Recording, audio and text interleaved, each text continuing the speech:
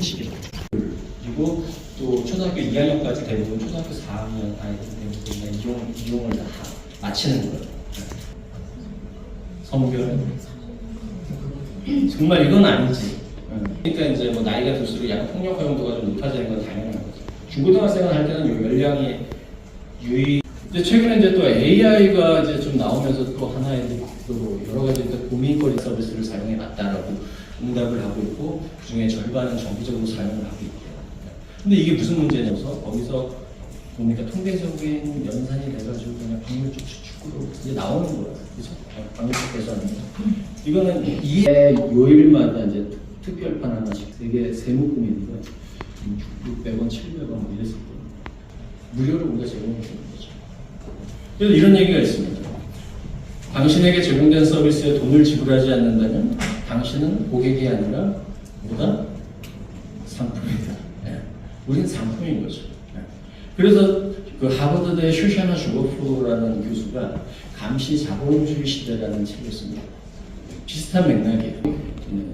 3분의 1 그리고 40% 마찬가지로 4분의 1은 부정적으로 이렇게 보는 아이들과 부정적으로 보는 아이들 두 그룹을 이렇게 나눠서 보면요, 유독 부정적으로 보는 아이들이 30%가 된다는 거죠. 이 두 그룹 간의 차이가 상당히 크다는 거죠. 그래서 SNS, 미디어라는 게 이런 아이들이 미디어를 보는 걸 수도 있고요.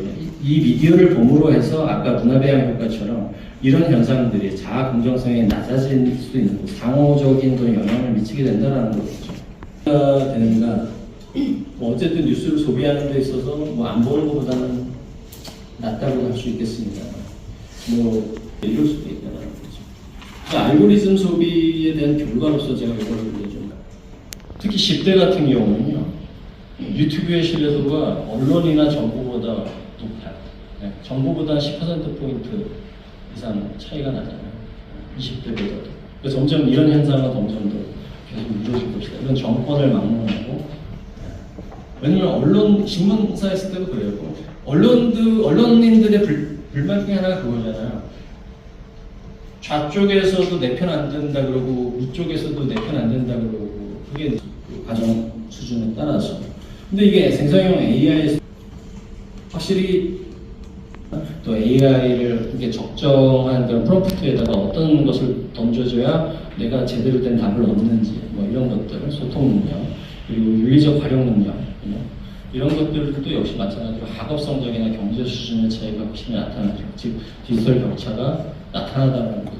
근데 이건 참여할 수 있는 역량이다. 이렇게 여러 가지 학자들 환경에서 시민으로서 구성원으로서 갖춰야 할 책임과 권리라고 이해를 하시면 될 것 같습니다. 돼야 된다. 즉 비판적인 이해, 그리고 또 윤리적 그런 책무성 이런 것들이 같이 가야 이 참여가 빛을 발하면서 디지털 시민성이 이제 소위 발현이 됐다라고 얘기를 할 수가 있다라는 거겠죠. 그래서 썼다라는 거죠. 그래서 뭐 사이버 불링도 그렇지만 뭐 여러 가지 뭐 험담이라든가 이런 것도 많이 또 발생한다.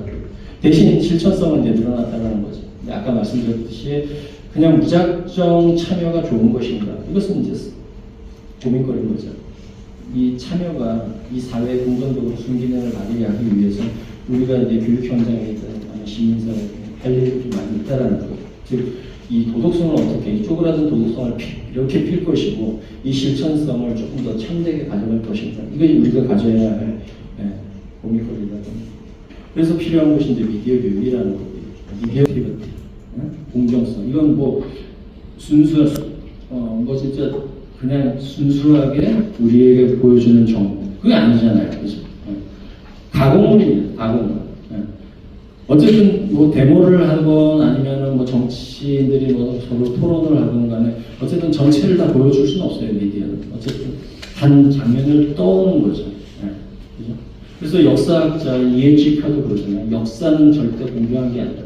발을 딛고 선 사람의 그 가치관이 들어갈 수밖에 없는 거예요. 이데올로기가 들어갈 수밖에 없는 거예요. 하물며 역사가 그런데 뉴스도 마찬가지죠.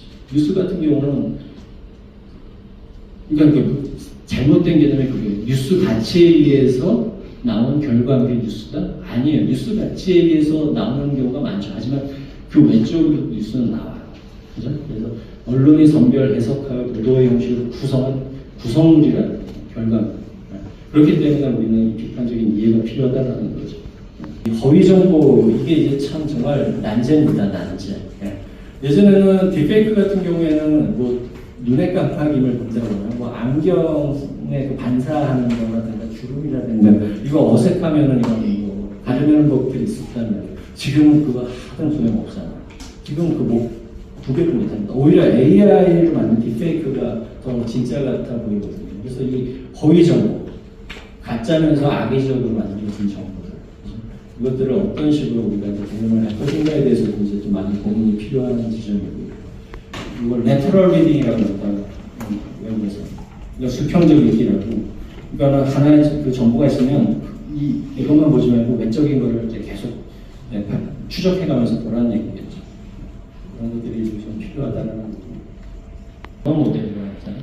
그걸 기반으로 해서 통계적인 연산을 합니다.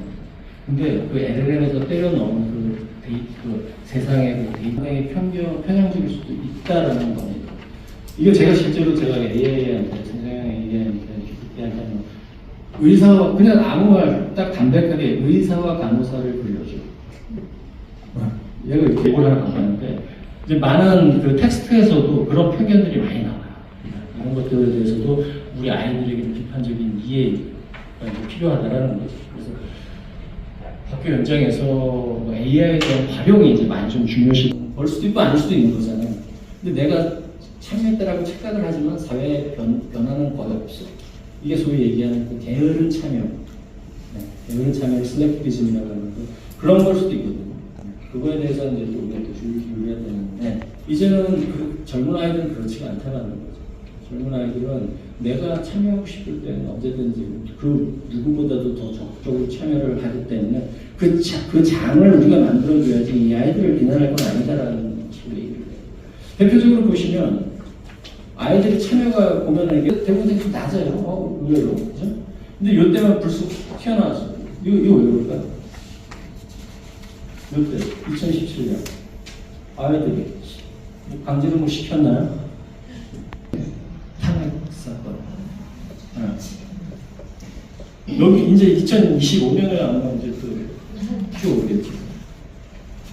어떤 일이 있었습니까? 팬덤이라는 아이들이 어떤 식으로 보는가에 따라서 아이들이 참여를 적극적으로 그리고 참 재기발랄하게 한다라고도 이해할 수가 있는 것이고, 단지 뭐 100원이 몇 명이고 투표를 했고 이걸로 했을 땐 또 아닐 수도 있는 것이고. 그래서 우리 기성세대가 할 일은 이거죠. 이 아이들에 맞는, 이 아이들의 특성에 맞는 그런 그 참여할 수 있는 공간, 이런 것들을 만들어줘야 된다라는 6개로 이제 정리를 해놨는데, 어쨌든 뭐 우리 수련과 교육지원, 지원 수련과 미디어센터, 실무협의체를 구성해서 이런 디지털 시민성에 대한 뭐 제보를 어떻게 가져갈 수 있을까, 이것에 대한 논의부터 시작해서 취약계층 청소년 대상에게는 어떻게, 그 디지털 격차라는 것이 디지털 기기가 있고 없고의 문제가 아니잖아요. 지금은 너무 많아서 지금 하고 있는데 해주신 대상